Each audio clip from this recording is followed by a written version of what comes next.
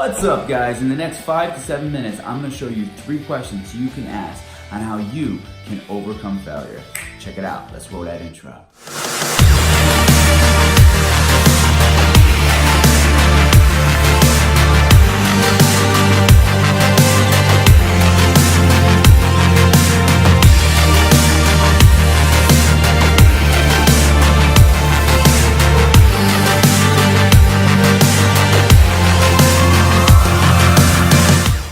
Hello, my friends. Welcome to another vlog. Today's gonna be a little bit different. Today we're talking about how to overcome failure. Failure, what is it? It's a big, scary word, and how can we overcome it? I got the 3 questions that'll help you overcome failure. So in the next 5 to 7 minutes, we're gonna discuss how you can take a failure and turn it into one of your greatest experiences in your life. So first, let's talk about what failure is. The definition of failure is something that we tried to achieve something that we perceived as a outcome that we wanted, and we did not meet that outcome. We did not achieve that outcome.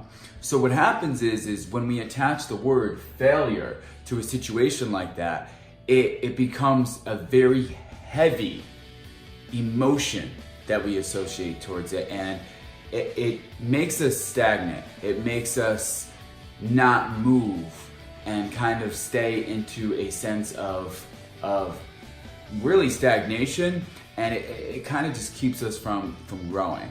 So that's what this channel is all about, how to grow and progressively grow even when it comes to things like failures. So what you need to do is you need to adopt the belief that growth is in failure, and that failure is really a learning experience. Whenever you associate the term failure, I failed at something, you have to realize that it is an opportunity to learn, that it is one of the greatest situations that could happen into your life so you can learn. So these 3 questions are the questions that you're going to be asking yourself whenever you have what you perceive to be a failure. So one of those things is I'm getting text. One of those things is we need to actually have a mindset towards a positive mindset towards something that didn't work out. And I don't mean just be positive, but what happens is when we tend to get failures, we tend to go immediately towards the negative. We pull the worst scenario out of all the possible incomes and focus on that worst case scenario. And because this didn't happen or that didn't happen, I am going to fail. I'm not going to achieve anything that I want. So with that said, number 1, ask yourself, when a situation happens that the outcome didn't pan out to what you wanted, what worked in the situation? What worked? And that's the positive outlier, the positive reinforcement of that something did work. It has the presupposition that something did work. We also know something didn't work, but what worked in the situation? And this is very important because your brain at first is going to be like, well, nothing worked because I failed.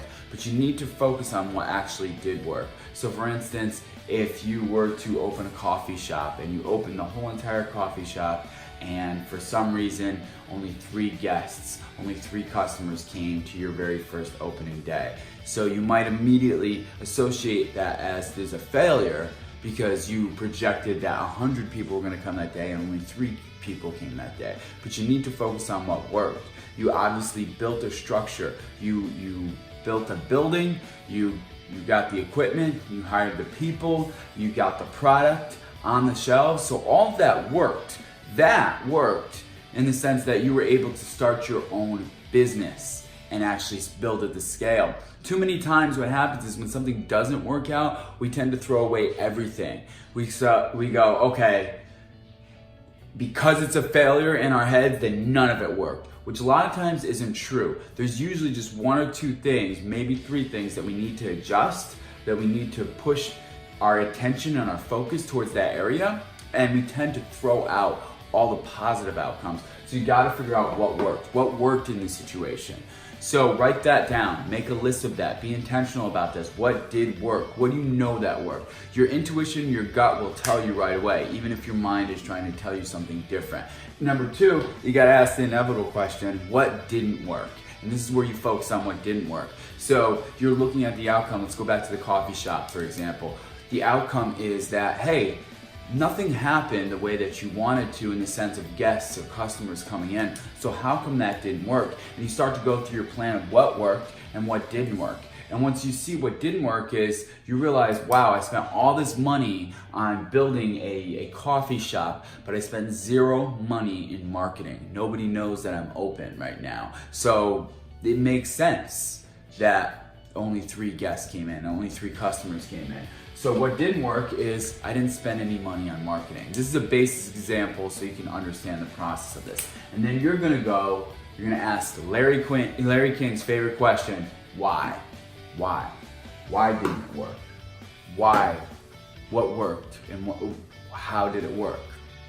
So this question, why, is to basically have a creative output.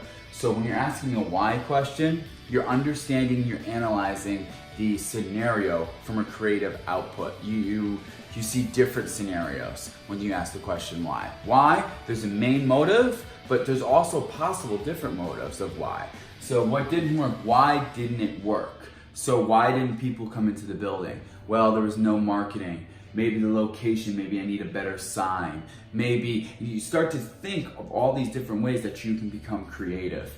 And then what worked and why did it work? So everything is flawlessly executed in the sense that when those 3 guests, those 3 customers came in, they were happy. So how did that work and why did it work?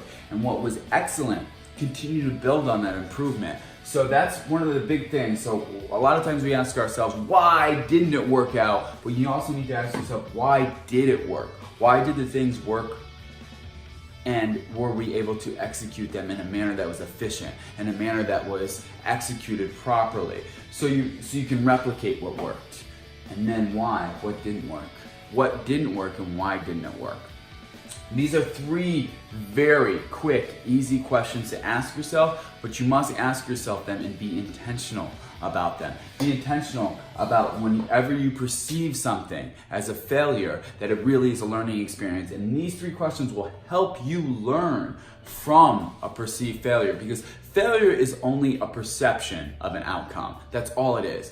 To me, the real definition of failure is lying on your deathbed with all this potential in you and then realizing that you did not accomplish all the things that you knew inside yourself that you were able to accomplish. That's what failure means to me. In everyday life, we should take this word out of our vocabulary. It should be a learning experience. That's what failure should be, a learning experience. Because there is no such thing as failure as long as you're consistently breathing, as long as you're consistently learning, as long as you're consistently moving forward. And asking these 3 questions, what worked, what didn't work, and why didn't it work, or why did it work, will help you to learn and overcome that perceived failure. Guys, I hope this message was clear to you. I hope it helped you. I hope it helped you change your mindset towards what failure is. If it was, please let me know. Like the video, comment, subscribe for more tips on growth every single week. My mission is to develop as many people as I can through personal training, through growth videos, so people can understand that the way they perceive situations in life can be altered, can be changed, so they can grow from a situation, that they can continuously get better so they can grow themselves and hopefully grow other people too as well. Thank you guys so much for watching. I appreciate you watching. You have a great rest of your day. And my friends, you have no idea how powerful you are.